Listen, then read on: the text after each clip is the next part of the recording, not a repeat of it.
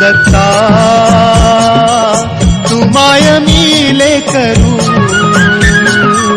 कस तुला विसरू दिगंबरा तू माय मिले. श्री गुरुदेव दत्त, श्री स्वामी समर्थ. नमस्कार.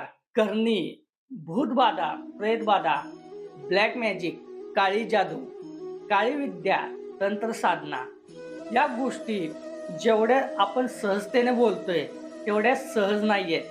या गोष्टी खूप अशा महत्त्वाच्या आहेत, कारण याची जी लक्षणं आहेत ही लक्षणं आपण जाणून घेतली पाहिजेत. अनेक लोक म्हणतात की दादा तुम्ही अंधश्रद्धा पसरवता का? मी कोणतीही अंधश्रद्धा पसरवत नाहीये. अनेक लोकांच्या कमेंट मला येत असतात, त्याचं उत्तर मला द्यावंच लागतं. आणि दत्त संप्रदाय म्हटलं की या गोष्टी आल्याच, या गोष्टी मला सगळ्यांना सांगाव्या लागतात.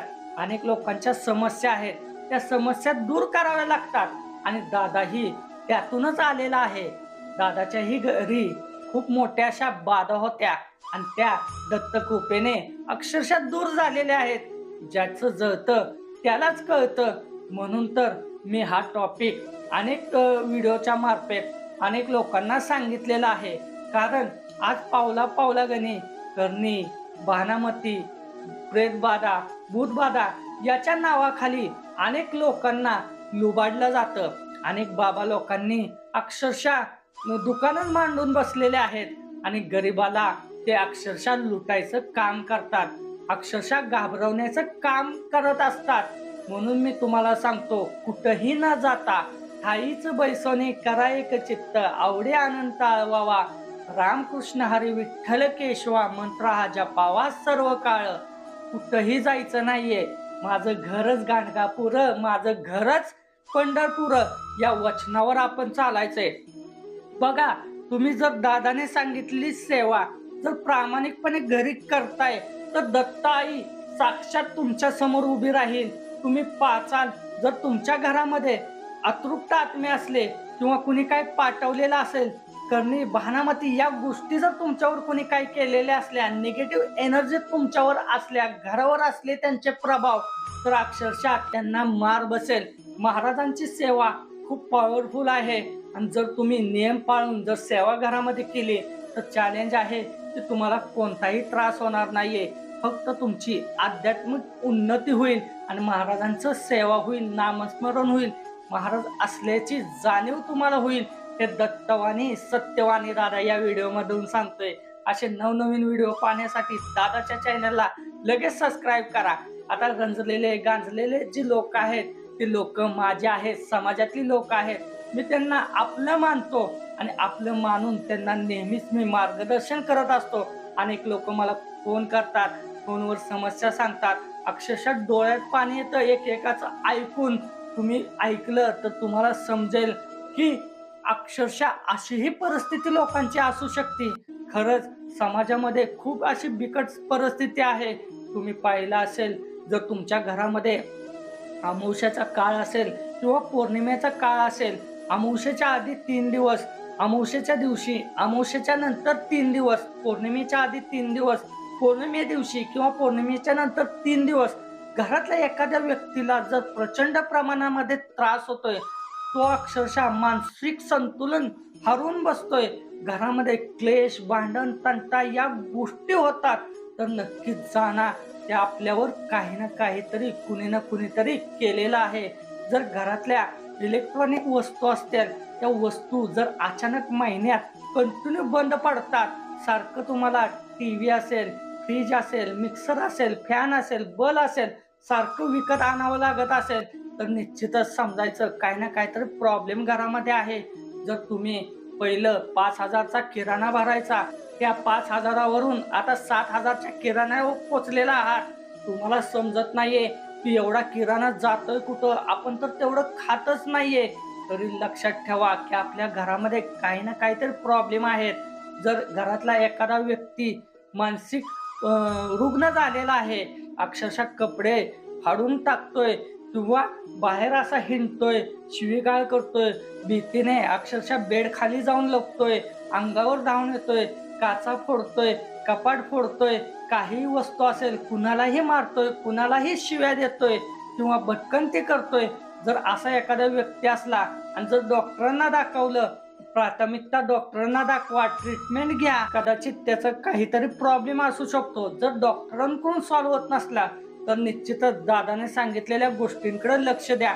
जर तुमच्या घरामध्ये संचार एखाद्याला होतोय, अमावस्या पौर्णिमेच्या दरम्यान जर एखादा व्यक्ती पुटपुटतोय, बडबडतोय, जर म्हणतोय मी सगळ्याला नेणार आहे, मी कुणाला सोडणार नाहीये, मी तुझं असं केलं, मी तुला तसं केलं, मी तुझ्या घरात असं मांडलेलं आहे, तुला काय करायचंय कर, तुला कुठं जायचंय ते जा, कुठल्याही बाबाकडे जा, महाराजांकडे जा. जर असं एखादं संचारित असणार जर झाड किंवा व्यक्ती जर बोलत असली तर निश्चितच समजून जावा की आपल्या मागं कुणी ना कुणीतरी काही ना काहीतरी लावलेलं आहे.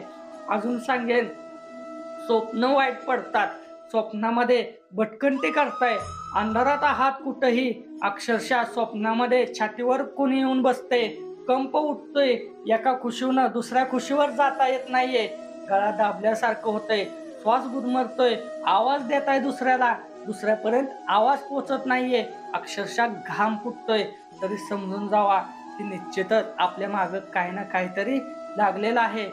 जे कामं लागलेली आहेत ती कामं अडकून पडतात, नोकऱ्यात टिकत नाहीयेत, नोकरी लागली तर तिथं वादविवाद होतात, घरातच माणूस आळशी बनून राहतोय, घरातला एखादा व्यक्ती व्यसनांच्या आहारी जातोय आणि अक्षरशः व्यसन करून घराची बर्बादी करतोय.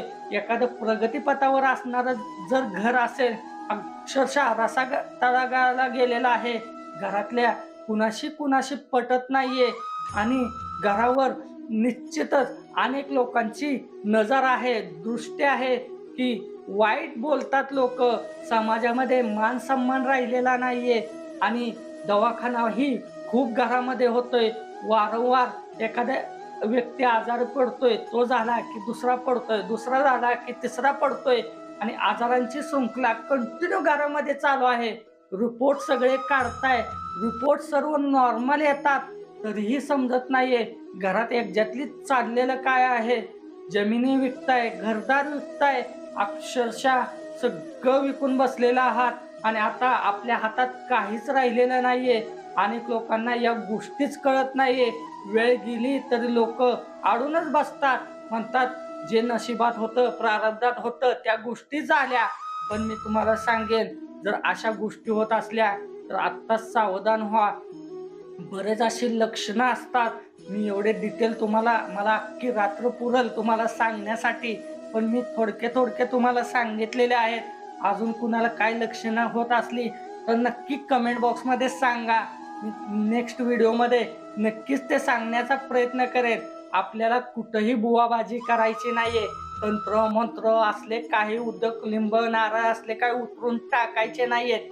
आपण सरळ मार्गातला एक उपाय करायचा आहे. दत्त आईची घरामध्ये सेवा करायची. गेल्या 3 वर्षापासून अनेक लोक घरामध्ये सेवा करतात.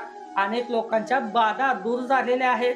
ज्यांना पाहायचं असेल दत्त सेवा अनुभव प्लेलिस्ट आपली आहे, त्याच्यामध्ये अनुभव आहेत, तिथं जाऊन तुम्ही चेक करू शकता.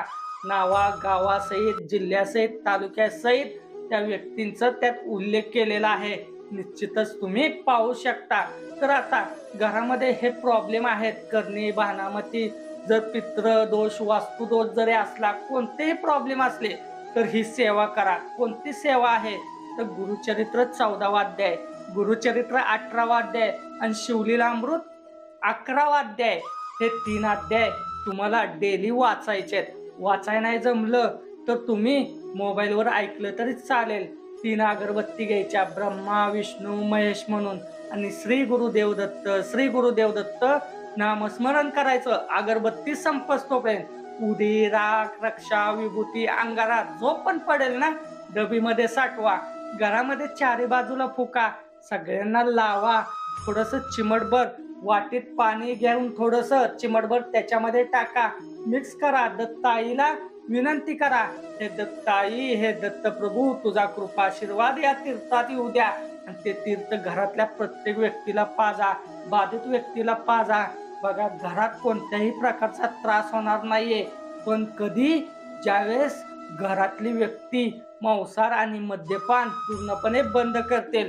हे 2 नियम तुम्हाला पाळायला लागतात. कुणीही दारू प्यायची नाही, बाहेरून दारू पिऊन यायचं नाही, घरात प्यायची नाही, बाहेरून मांसाहार नॉनव्हेज खायचं नाही किंवा घरातही बनवायचं नाहीये. पूर्ण 4 महिने तुम्ही पाळा, प्रामाणिकपणे सेवा करा. निश्चितच महाराज घरी येऊन तुमच्या घरातल्या ज्या वाईट शक्ती असेल त्यांना शासन देतील. याच्याबरोबर पूर्णपणे मांसाहार बंद झाल्यानंतर माझा एक व्हिडिओ आहे, दत्त सेवा कशी करावी. माझा एक व्हिडिओ आहे. जर तुम्हाला त्रास झाला तर दत्त सेवा करताना त्रास का होतो तो व्हिडिओ पहा आणि त्यातला जो उपाय सांगितलेला आहे, कोणत्या प्रकारचा त्रास होतोय ते तुम्हाला समजेल आणि उपाय तो करा. त्रास 2 मिनिटात थांबेल. अजून तुम्हाला सांगतो, पूर्ण मांसाहार आणि मद्यपान सोडल्यानंतर घरामध्ये गुरुवारचा दत्त महाराजांचा अभिषेक करा. आता अभिषेक कसा करायचा त्याचाही व्हिडिओ मी बनवलेला आहे.